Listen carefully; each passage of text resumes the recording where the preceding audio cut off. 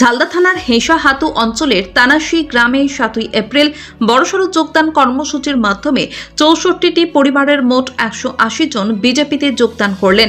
যোগদানকারীদের মধ্যে উল্লেখযোগ্য নাম হল সিপিএম এর ব্রাঞ্চ সম্পাদক মধুসূদন মাহাতো, প্রাক্তন পঞ্চায়েত সদস্য ডমন মাঝি, জগদীশ মাঝি এবং দেবিলাল মাহাতো প্রমুখেরা। এমনটাই দাবি বিজেপির। নবাগতদের হাতে দলীয় পতাকা তুলে দিয়ে জেলা সভাপতি শঙ্কর মাহাতো দাবি করেন, এবারের জয় নিশ্চিত করতে কাতারে কাতারে মানুষ বিজেপির পতাকা হাতে তুলে নিচ্ছেন। এখন শুধু সময়ের অপেক্ষা।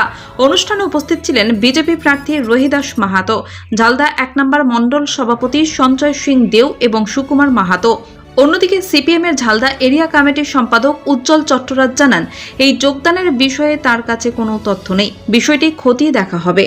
দেখুন, পশ্চিমবঙ্গের মানুষ, সর্বস্তরের মানুষ ঠিক করে নিয়েছে বিজেপিকে ক্ষমতায় আনার জন্য, পশ্চিমবঙ্গে সুশাসন প্রতিষ্ঠা করার জন্য এবং দুর্নীতি মুক্ত বাংলা গড়ার জন্য।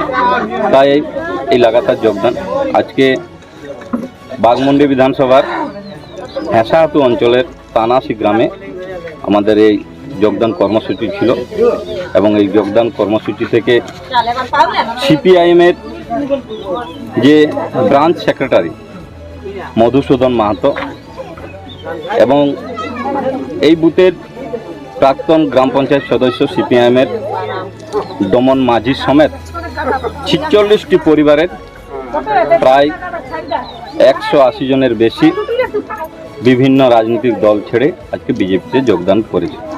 তাতে সিপিআইএম আছে, কংগ্রেস আছে, তৃণমূল আছে এবং এই যোগদান সবাই আমাদের সাথে উপস্থিত আছেন আমাদের বাঘমুন্ডি বিধানসভার বিজেপি মনোনীত প্রার্থী সম্মানীয় রহিদাস মাহাতো মহাশয়, এই মণ্ডলের সভাপতি আছেন সঞ্জয় সিং দেও, বাকি প্রাক্তন সভাপতি মতিলাল দা, নিবারণ দা সমেত বাকি আমি আর সবার নাম নিচ্ছি না, আমাদের নেতৃত্বরা আছেন। আমাদের নেতৃত্বদের উপস্থিতিতে আজকে আমাদের এই যোগদান কর্মসূচি হলো এবং এই যোগদান আগামী দিনে চলতেই থাকবে, আরও বড়।